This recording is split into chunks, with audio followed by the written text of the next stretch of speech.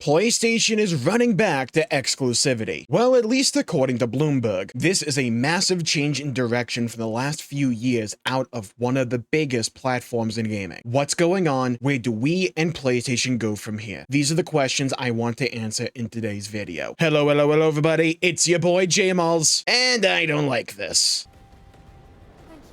Not too long ago, PlayStation had a rather drastic change in leadership, and I think when combined with an evolving market, we have seen the ramifications of those changes. For quite a few years there, PlayStation's MO was to release their main single-player games on the PlayStation 5 first, and then like a few months or like a year, maybe a year and a half later, port that game to PC. This was a strategy with varying degrees of success. For God of War Ragnarok, we can see the game had a peak concurrent player base of 35,615 for Steam, which is far and away the largest platform for PC gaming. It's not the only one, but it's the largest one. And the first game in the Norse saga peaked at 73,529. Spider-Man 2 only peaked at 28,189. Now, these aren't total sales, but it gives us a general idea as to how the game performed on Steam. And Spider-Man Remastered peaked at 66,436. Now, while those I would argue aren't particularly impressive, the standout showcase for me was always Stellar Blade. It was a game that saw some success during its exclusivity as a PlayStation 5 game, but when it was ported to PC, like you can just see here, 192,078 concurrent players at its peak. That is a lot of people. And is it any surprise that a game like Stellar Blade or a company like Shift Up might move away from just PlayStation exclusivity if it saw this level of success? I would argue no. And while this has been a rumor for a little bit at this point, we now have a Jason Schreier article on Bloomberg that begins with this. Sony Group Corp no longer plans to release its big PlayStation 5 games on PC, a major shift in strategy that sees the video game maker returning to console exclusivity after 6 years of flirting with multi-platform releases, according to people familiar with the company's plans. Online games such as Marathon and Marvel Tokon will still be released across multiple platforms, because when it comes to online games, a lot of them are treated like live service. You want people to pay for things like microtransactions or battle passes, etc., etc. So with a monetization policy like that, it's better just to cast as wide a net as humanly possible to reap up the little fees and charges that you can just sprinkle throughout the experience, or sometimes just beat down with a sledgehammer. But single-player titles such as last year's samurai hit Ghost of Yotai and the upcoming action game Seiros will remain exclusive to PlayStation 5, said the people who asked not to be identified because they weren't authorized to talk publicly about the company's strategy. Now, it is important to note that nothing is like finalized here. It's the world of business. Things can always change. The people caution that things could change in the future due to the unpredictable nature of the video game industry and that Sony's plans are constantly shifting. I also agree with the final takeaway from this article. For those who don't know, it is heavily rumored at this point that the next Xbox console will function in a very similar way to like a handheld gaming PC, where it will boot up into a user interface that you may come to expect out of a console. It's very streamlined and useful for gaming, but you can also boot up into an actual desktop environment. For the Steam Deck, you can do this with a Linux desktop. When it comes to like a handheld Microsoft PC like the Asus ROG Ally, it will boot up into like Windows 11 or something. And the rumor mill going around is that is how the next Xbox is going to operate, where you will be able to boot up into an actual Windows 11 desktop. So if, you know, PlayStation ports all their games to Steam and you can just run Steam games on your Xbox, well then all those PlayStation exclusives will be playable on rival hardware. Another factor behind Sony's pivot may be Microsoft's next Xbox, which is rumored to use Windows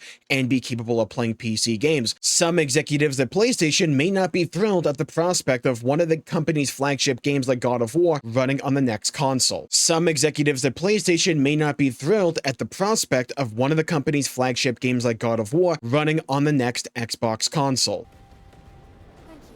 Now, I'm generally not a fan of how PlayStation handled PC. There were a few glaring omissions with what games they actually ported to the platform, like Demon's Souls, Astrobot, and especially Bloodborne. Like, regardless of any, like, backroom controversies or whatever, the end result was that PC didn't get these games. And also the games that PC did get were released at wildly inconsistent times. And more often than not, were still rather pricey. Now, granted, if the game is good enough like Stellar Blade, like people will still buy it. But like, look at a lot of these other things. The Last of Us Part 2 Remastered, still $50. Spider-Man 2, $60. Horizon Zero Dawn Remastered. Yeah, the whole like remastered controversy aside, the remaster is still $50. God of War Ragnarok, $60. It's like, you can get these games on sale every now and then, sure. But the hype for a lot of these games have died down in like the year or year and a half that it took for these games to actually get the PC. So I think if Sony's ultimate goal was to test the waters on PC, they didn't put themselves in a position to get the best data they possibly could. They never really fully committed to PC. Now, as much as I don't personally like the concept of exclusivity and view it to be a pro-business instead of a pro-consumer practice, because it is, it's understandable why it exists. The number one thing people care about are games, and if you provide more games and also just better games than your competition, chances are people are going to look at you far more. That's just how things work. And if PlayStation was looking ahead to the next generation, which they almost certainly are doing, and they're looking at Nintendo being absolutely fine with exclusivity, and they're looking at Xbox being a very volatile place, like overall as a business right now. If you're Sony and you're looking at those two things being your main competition, you would want to stamp out Xbox with everything you have, so you only have to worry about, well, Nintendo. Because for as much as I love the PC market and I love PC gaming, a lot of people simply like consoles. There's a lot of like far more casual oriented players out there, or just people that want something very simple. They want to buy a box, they want to hook it up to their TV, and they just want to play games. That market will almost certainly never really go away. PlayStation wants you in the ecosystem so they can sell you paid online, so they can sell you a bunch of other games and not have to slide Valve a set like percentage of the money from each sale. They want to sell you peripherals, they want to sell you controllers. And as a business, if they're just looking at the current state of the industry and Xbox continually being a laughingstock, PlayStation can operate in a world alongside Nintendo. Because what PlayStation targets in terms of an audience and what Nintendo targets as an audience, there's some overlap there, but I do think it's fair to say that if you like Nintendo games, you're gonna go for Nintendo regardless. And that audience is gonna be different to people that want a lot of PlayStation games. So stamp out Xbox and stand alone, and then you can aggressively monetize the existing player base that you have because they have no real other location to go to. We can always argue just get a PC, and yeah, I'm going to argue that as well. There's a lot of people out there that simply aren't going to do that. Now, do I think PlayStation and Sony are kind of stupid? Absolutely. Their handling of the PC market shows just how wildly they don't understand PC gaming. Like, fundamentally so. But perhaps there's a bit of wisdom to sticking with what you actually know and understand. And if their fear was that their continued pursuit of a market they don't fundamentally understand clearly could potentially harm the market that they do understand and that is their cornerstone, I can see the wisdom in pulling back from PC. I don't like it. I think there are better avenues to take here, but I can understand it. Now, funnily enough, I'm in a very fortunate position here. My primary main platform is PC. PlayStation did have a couple of exclusives that I cared about, namely Persona and Final Fantasy. You may already know what the punchline here is. Those aren't exclusive anymore. And most of the games that